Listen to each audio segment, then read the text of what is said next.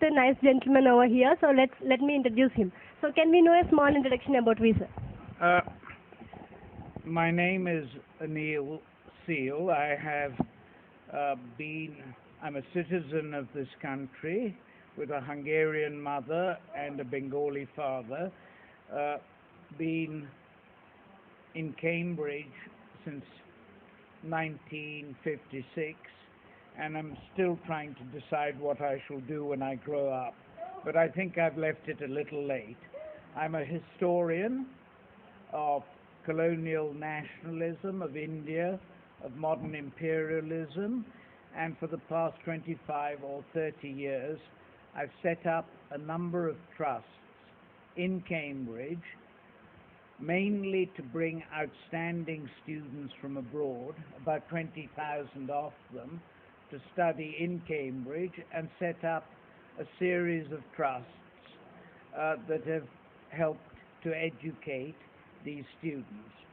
We've had help from many, many sources. 1,000 Indians have come to Cambridge, and maybe, as I said, another 20 times that from 138 countries of the world. And this has enabled our university to remain at the forefront because of the talent from outside. But another activity we've been involved in, or I, has been really to try and promote electoral democracy throughout the world, but particularly in the Commonwealth, and now affordable education rather than just education for the elite, affordable medicine with a particular emphasis on emerging economies. We've had help from Malaysia for this recent activity, but also from many other sources. Very nice to know so much about you. We are really privileged to have you here. And is it first time for you to visit our Pragati resort, or have you been to this place earlier? I'm a little like a faithful Muslim who has been promising himself for many years to go on Hajj to Mecca. And you have to save up for this experience, because my good friend James Lingdo, sometime Chief Election Commissioner, now resident here at the Pragati Resort, has been telling me, Anil, why are you wasting your time in other parts of India and other parts of the world when paradise is here, it is here, it is here? I thought that Jim, who is not usually given to exaggerating, was actually in this case probably slightly asking for a willing suspension of disbelief on my part. Okay. And finally, I have come. I've been to Hyderabad many, many years before, but there was no Pragati resort then, and I arrived here, but I had the warning from my assistant, Alison. She said, Dr. Seal, we have arrived in paradise.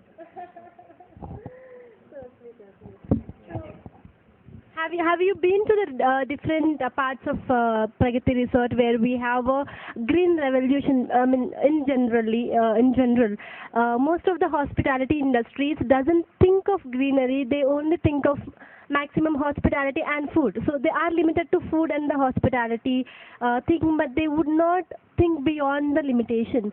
And here we have taken an initiation of starting up a green revolution, whereas we have planted so many medicinal plants through which you can cure any disease, mental or physical, whatever disease, without using any chemical medicine. So what do you say about it? Do you really feel excited when you hear it? I feel more than excited. I feel encouraged. Excited already and gone tomorrow. But being encouraged actually produces a path from the present into the future. And this is an extraordinary vision because it's not simply what the hospitality industry does. And it's right to call it an industry. It's a commerce. It's a business. Instant returns, calculations on capital. Yes, people want a silver palm or a palm tree or this. So there are other places which have greener reality. I mean, the Leela Kempinski in Bombay under Captain Nair, he is very keen on gardens, and he's produced quite a pretty garden around his hotel. It's not simply the limited area.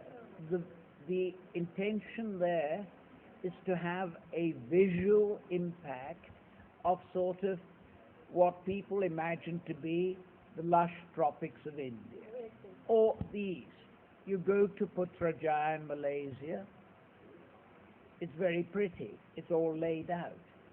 Where this is a unique place is that this is not simply done to produce a visual impact, which is actually stunning, but it is a visual impact by not just, imagine the difference between having a stage on which there are 500 or 5,000 very special artists, and imagine a Bollywood chorus where you have 5,000 people doing the same choreographed pelvic wriggle.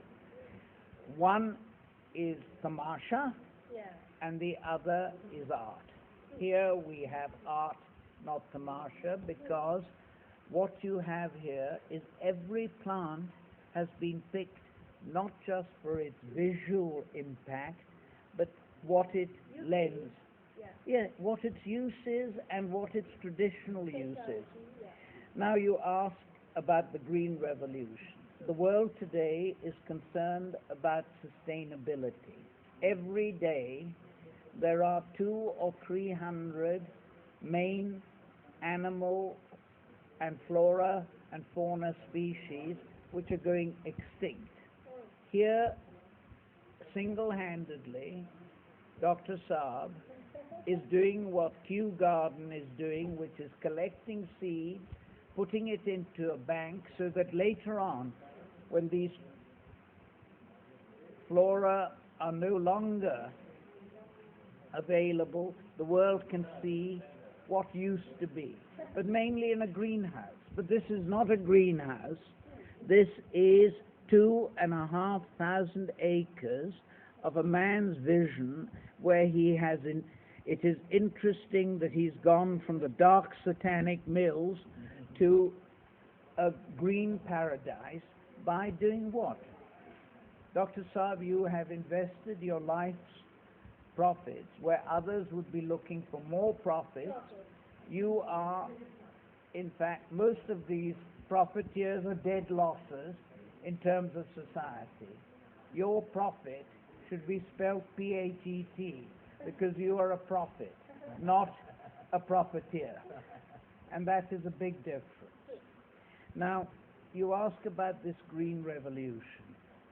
It is precisely by showing that what was in actually a semi-arid region with a rather limited horticulture, what a combination of using the scarce resource of water by using silt, which has silted up old tanks and old riverbeds and old lakes, you can produce something which is an example. Now, most of our great botanic gardens, whether Kew or at Cambridge, cover an area which we can see with our eye. This is a botanic garden.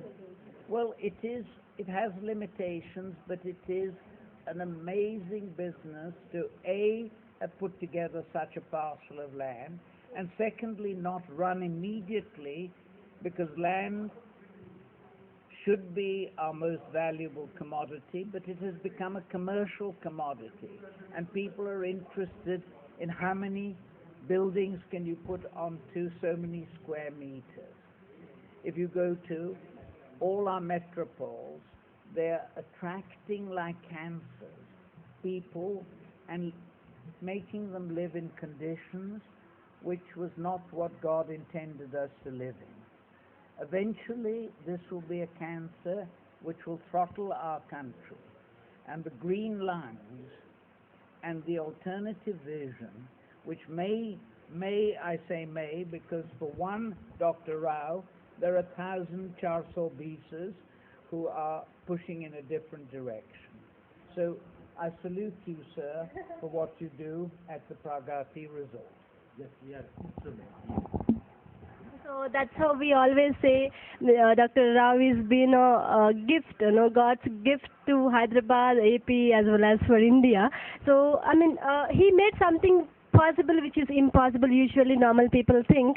So even everybody including with you who has arrived here, everybody is so encouraged, motivated, and very much pleasured. They are going with a light heart. They're very happy, and mentally, physically, they're very happy with the hospitality facilities also. So how did you feel the services extended for you?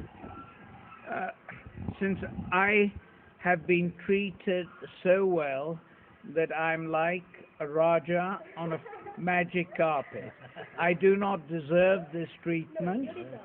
I feel embarrassed by it, but I tell you, I intend to return, not simply as a way of giving pleasure to myself, but I feel this is an enterprise which our trusts, which are concerned with affordable medicine, with education, with climate change and mitigating its worst effects, and food security, and giving a little hope to a people who in many cases are abandoned by the very politicians that our election commissioners are concerned to get fairly elected. I feel that here is a kindred spirit, and it would be a privilege if Dr. Rao allowed me to return, not simply for the fact that he has spoiled me rotten and fed me to the gills and pampered me. I haven't yet gone to the spas or anything, but much more important, I want to thank you, Doctor, for looking after our delegates so well, because this is not a holiday, this is not a resort for us. We are on deadly serious business, and that is how neighboring countries can conduct their affairs in a friendly spirit of cooperation, and it is for enabling that to happen, Dr. Rao, that I'm particularly grateful to you. It's our privilege. Thank you. It's a great pleasure. Even we are very grateful to Mr. Dr. Rao and for you also. So I hope in this natural atmosphere your meeting would have been much successful, and I wish you all the best going ahead, and I welcome you again and again.